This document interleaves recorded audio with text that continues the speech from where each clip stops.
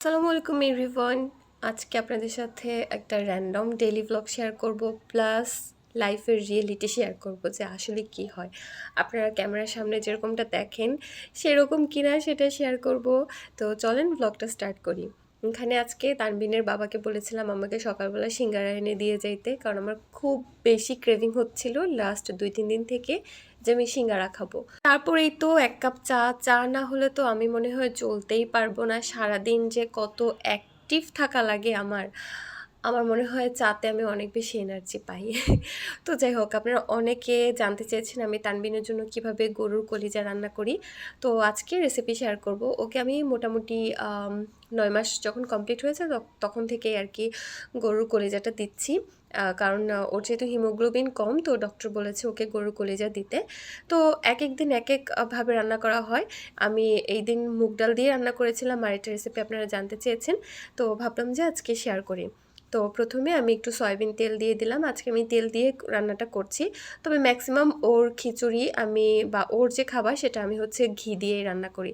এখানে ফোড়নে অ্যাড করে দিয়েছি দারচিনি, তেজপাতা, একটা লং, 2টা গোলমরিচ, তারপর পেঁয়াজ কুচি অ্যাড করে পেঁয়াজগুলোকে একটু ব্রাউন করে ভেজে নিয়েছি। তারপরে খুবই সামান্য আদা বাটা আর রসুন বাটা অ্যাড করব। মানে মোটামুটি বড়দের তরকারির মতো করেই রান্না করছি, বাট পরিমাণটা অনেক কম দিচ্ছি। আর এখানে আমি গুঁড়ো মশলার মধ্যে শুধুমাত্র হলুদের গুঁড়াটা ইউজ করেছি। আর এখন একটু পানি দিয়ে মশলাটা ভালো করে কষিয়ে তারপরে কলিজা আর ডালটা অ্যাড করে দিচ্ছি। কলিজাটাকে আমি একদম ফুটন্ত গরম পানিতে জাস্ট 2 মিনিটের মতো একটু ডুবিয়ে রেখে দিয়েছিলাম। তারপরে কলিজার উপরের যে শক্ত অংশটা সেটা তুলে ফেলেছি। তারপরে এভাবে ছোট ছোট কিউব করে কেটে খুবই ভালো করে ওয়াশ করে নিয়েছি। কলিজাকে আমি গরম পানিতে ফুটাইনি, কারণ ওইভাবে গরম পানিতে ফুটালে অনেক বেশি শক্ত হয়ে যায়, পরে আমি ওটা ম্যাশ করে ওকে খাওয়াতে পারি না। তো এইভাবে ফুটন্ত পানিতে কলিজা জাস্ট 2 মিনিটের মতো ভিজিয়ে রাখলে কিন্তু খুব ভালো পরিষ্কার হয়ে যায়।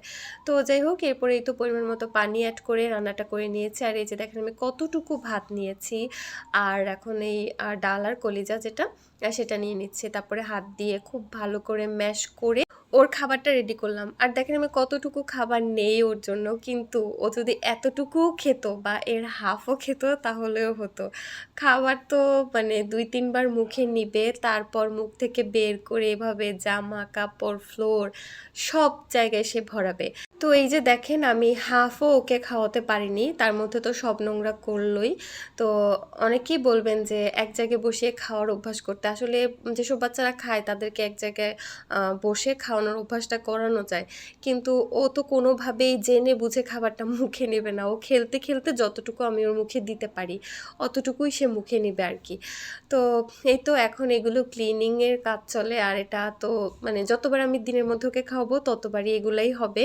ও জেনে বুঝে কখনো মানে আগ্রহ নিয়ে 1বার কি 2বার খাবারটা মুখে নিবে, তারপর তো আর কোনোভাবেই মুখে নেবে না। তো তারপর ওর সাথে আমি বল দিয়ে খেলি বা অন্য কোনোভাবে ওর মনোযোগটা অন্যদিকে দিয়ে তারপরে আর কি মুখের মধ্যে খাবার দেওয়ার চেষ্টা করি।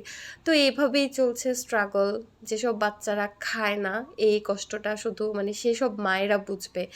আমি জানি না কবে ঠিক হবে, আদৌ ওর খাবারটা আমি কখনো ঠিক করতে পারবো কি না আমার সত্যিই জানা নেই। এই যে কতভাবে কত রেসিপি কত কিছু চেষ্টা করি, কিন্তু আমি কখনোই ওকে একটু পেট ভরে খাওয়াতে পারি না। এটা আসলে আমার অনেক কষ্ট, আমি জানি এটা অনেক মায়েদেরই কষ্ট। তো যাই হোক, এখানে হচ্ছে তানবিনের জন্য কিছু ফল আনা হয়েছে। আমাদের ফল এখন খুবই কম করে কেনা হয়, কারণ দেখা যায় বেশি দিন থাকলে নষ্ট হয়ে যায়, ওইভাবে খাওয়া হয় না। তো এই কারণে কম কম করে কেনা হয়, আর 2-3 দিন পর পরই কেনা হয় আর কি। তো ওগুলো গুছিয়ে নিলাম, পাশাপাশি রান্নাটাও বসিয়ে দিয়েছিলাম। আজকে আমার খুবই ফেভারিট একটা তরকারি রান্না করেছি, মাসকলাইয়ের ডাল দিয়ে হচ্ছে মাছের মাথা যেগুলো, কিন্তু এটা লেগে গিয়েছে, কারণ এটা কন্টিনিউয়াসলি এখানে দাঁড়ায় থেকে নাড়াচাড়া করা লাগে, যেটা আমি করতে পারিনি। তো একটুখানি লেগে গিয়েছিল, পরে আমি পাতিলে মানে অন্য পাতিলে ট্রান্সফার করে তারপরে বেশি করে পানি দিয়ে আবার রান্নাটা করে নিয়েছি। তারপরে উপর থেকে বাগারও দিয়ে দিয়েছিলাম। আর অন্য পাতিলে ট্রান্সফার করার পরে অবশ্য আমি আরেকটু মশলা টশলা অ্যাড করেছি, বাট মাসকলাইয়ের ডালে বাগার দিলে আমার কাছে খেতে বেশি ভালো লাগে। তো যাই হোক, অল্প কয়টা ট্যাংরা মাছ ছিল, আমি জানি না আমি এগুলো কবে কখন কিভাবে রেখেছিলাম। তো ওগুলো আমি রান্না করে নিলাম, যে মাসের শেষ, এখন ফ্রিজটা খালি করতে হবে, এজন্য রান্না করে ফেলেছি। আর এখানে আমি ভেবেছিলাম যে ফ্রেঞ্চ ফ্রাই বানাবো, এই জন্য আলু কেটে রেখে দিয়েছিলাম, বাট টু বি অনেস্ট পরে আমার আর বানানো হয়নি। আমি এগুলো ফ্রিজে রেখে দিয়েছি, পরের দিন তরকারিতে অ্যাড করে দিয়েছিলাম। তো এই হচ্ছে অবস্থা, যেমনটা ভাবি সবসময় কিন্তু তেমনটা হয় না। ছিল আজকের ছোট্ট ব্লগ। সবাই ভালো থাকবেন। আল্লাহ হাফেজ।